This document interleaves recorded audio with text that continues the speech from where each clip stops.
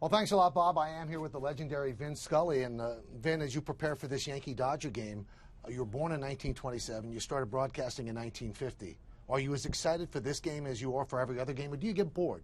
Oh, no, I don't get bored at all. I'm rather interested in exactly to see the Yankees. I haven't seen them in a while. It also brings back a lot of memories for me. One of the big thrills in my career was my first World Series, which was 1953 with the Yankees. And I was involved in, 53, 55, 56, 63, and 81. I missed 77 and 78. I was doing football. But just to see the Yankees again will bring back a lot of memories. I'm more relaxed tonight than I was for that first World Series game, where I had a lavish breakfast and immediately threw it all up. So I'm in better shape tonight. All the games you've done, though, is it ever a chore? Do you ever go into a game going, here we go again? No, not really. First of all, I'm buoyed by the crowd. I've always loved the roar of the crowd. That was the first main attraction I had about being the announcer. Not being the announcer so much as being there. Right. And so the crowd gets me up right away. Oh, sure, there are days at home getting ready to come to the ballpark. You think, gee, it wouldn't be bad to sit under a tree and read a book today. But by the time you get here and you see the familiar faces and then the crowd comes in and all of a sudden you're alive again. You know the feeling. Absolutely. Sure. Now, it all started in the Bronx. Vin was born there in the Bronx and then grew up in Washington Heights. You went to Fordham Prep. Right. And then Fordham University. Indeed. With fellow Rams. Do you consider yourself somebody from Los Angeles, or do you consider yourself somebody from New York? What's inside you more? Well, I think since 1958 we've been out here, so I'm certainly an Angelino now. I do feel more like a Northeasterner, however. I don't own a pair of jeans. I don't have any flip-flops, and I don't wear shorts except around the house. But, yeah, I'm a mixture, I'm sure. Now, when did you decide you wanted to be a broadcaster? I was 8. Really? In those days, the only sports events we had on radio, there was no television. I would listen to a college football game, and it might have been Alabama, Mississippi. And here's this kid in Washington Heights. I would crawl under a big radio, 4-legged monster. It had a crossbeam underneath for support. I'd put a pillow under there, and I'd get some milk and some saltine crackers, I remember. I'd curl underneath. The speaker would be right over my head. Somebody in Mississippi would score a touchdown. Crowd would go bananas. The crowd noise would come out of there like water out of a shower head. I would suddenly be covered with goosebumps, and I would think, oh, how I wish I were there. So when they asked me to write a composition about what would you like to be when you grow up, at 8 years old, I told the good nuns I would like to be a sports announcer. Now, it became a reality in 1950, so you graduate from Fordham and you joined the Dodgers in 50. How did that come apart? I know that Red Barber was part of it before you joined Barber and Connie Desmond in the booth. Actually, when I left Fordham, I went to CBS in Washington, D.C., WTOP. I was a summer replacement announcer, so as each announcer would go away on vacation, I would assume all of his duties. When it was over, I had a letter of introduction, and I had been offered a permanent job in February. So this was now early November when I was finished doing all the summer replacement jobs. And one of the letters was to Red Barber, who was wonderful, but he was putting on his hat and coat. His wife was waiting downstairs, Madison Avenue, and he said, you know, leave your name. And the next thing I came home, and my red-haired, highly excitable mother said, oh, Vinny, you'll never guess who called. And I said, who, Mom? And she said, Red Skelton. And I said, no, could it have been Red Barber? And there you go. Now, people might not know this, and I know it, because if it would have happened, I probably would be writing instead of broadcasting. The Yankees almost stole you away from the Dodgers in the 60s, right? I'm not sure, Michael, to be honest, and I don't know whether it was the Yankees or not. I had a good friend named Jim Beal who worked for BBO, and they handled the accounts for the Dodgers. And now we were out of New York, and we were coming back in Philadelphia, and I'd sneak up and see my parents. And the first year the Mets were in business, 62, we came to New York, and Jim called me and said, let's have lunch. I said, sure, great, an old friend, you know. And we sat down and had lunch, and he was asking me about California and Los Angeles, and then he said, would you ever be interested in coming back to New York? And I said, well, no, the Mets just, no. He said, I meant the Yankees. I said, the Yankees? Well, he said, they might have a change. Mel might be moving on.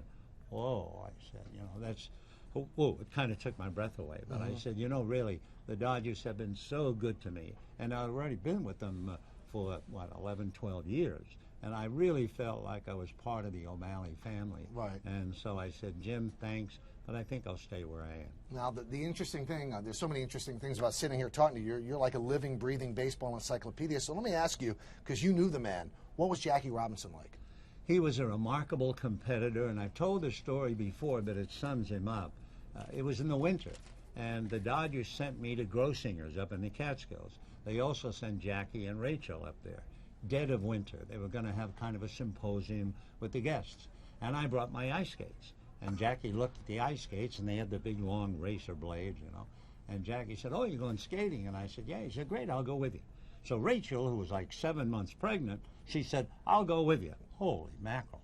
So they had a girl, I think her name was Maureen Melchior, close to that, took Rachel. And Irving Jaffe, who was an Olympic skating star, he took Jackie and me.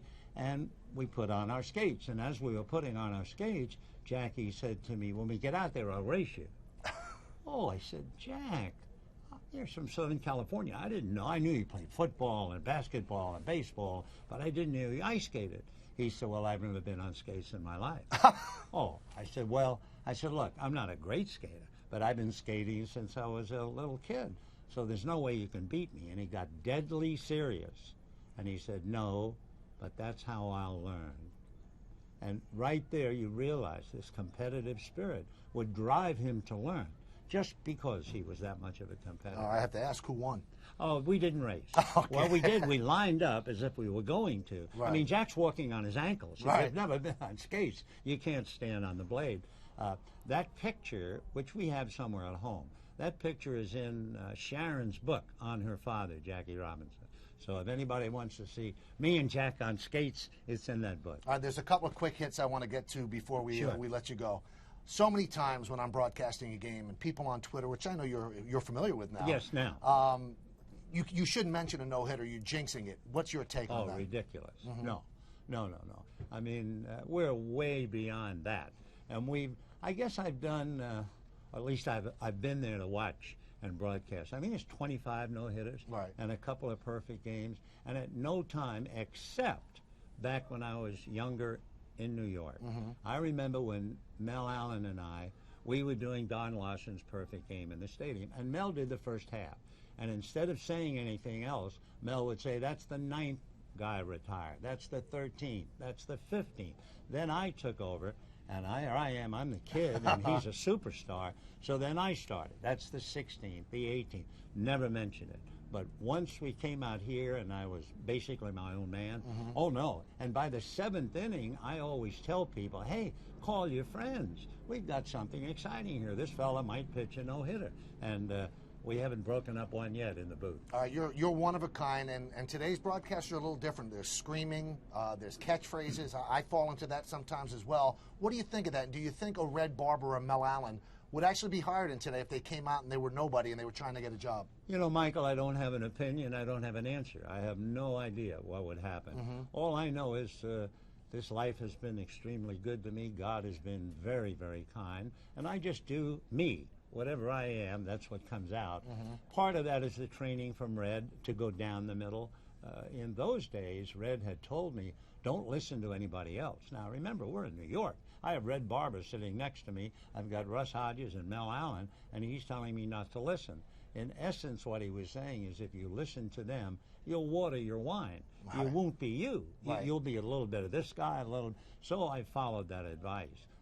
I probably could have learned a great deal from other fellas, but at the same time, it would be the risk of losing a little bit of yourself. All right. Now, I don't know if do you realize that you're the patron saint of all baseball announcers? All we do is want to be you? Well, I'm a big man for St. Vincent, so I'll tell him about you guys. How long do you want to do this? I don't know. We'll make a decision soon. It's been a great part of my life, and I've loved it. My wife is extremely understanding. In fact, as we sit here, the better half is over there in the corner.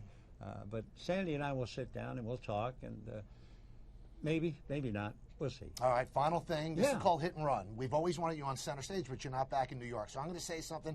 First thing that comes to your mind as we finish this All off. right. Okay? Greatest moment in your career. Well, a couple.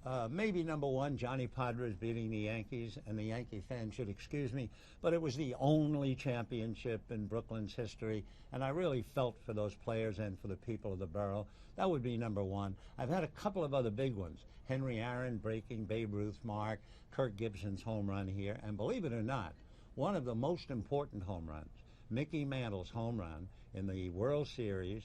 It tied up the game. He hit it off Koufax. Mel Allen was broadcasting. He had a bad throat. He was very good all through September until that home run. When he called the home run, the voice came apart. And I had to substitute the last half of the game. And I felt so badly for Mel. I've never forgotten, there but for the grace of God go I. And so that home run by Mantle figures prominently in my memory book. Greatest player you ever saw.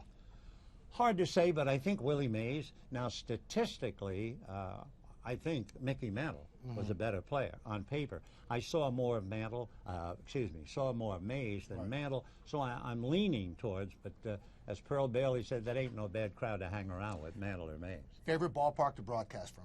Well, I used to love Ebbets Field because of the intimacy. I still love Wrigley Field, Chicago. That to me that cat's me out. Worst part of your job? Being away from home, the loneliness, sitting in hotel rooms, waking up and saying, what in the world am I doing here? And then you think, well, it's part of the job. The children are going to school. They have a roof over their heads, you know, that kind of stuff. Favorite city? It used to be Cincinnati, only because it was so quiet. You could walk from a small hotel to the ballpark. There were some great restaurants and some wonderful golf courses. So I'll bail out with Cincinnati. All right, favorite meal? Favorite meal, pork chops, beans, applesauce. Yeah, that's a favorite. Favorite late night snack? Vin Scully sitting there after a game at home in his pajamas. What are you eating? Maybe some cheese and crackers and a few grapes. My wife will put them on a plate, and they'll be in a little refrigerator, and I might nibble. Yeah. All right, Brooklyn or L.A.? Oh, now L.A., there, Brooklyn. How about that? That's nice. That's very good. All right, final thing. Yeah, final Michael. thing. If you were in a foxhole, who would you want in there with you to help you get out? As a player? No, anybody in your life. Oh, Jesus Christ. There you go. He would help you get out. I would certainly think so. Thank you so much. This has been an honor. Thanks for taking the time. Michael, bless your heart. Thank you so much. That's the great Vin Scully. Back to you, Bob.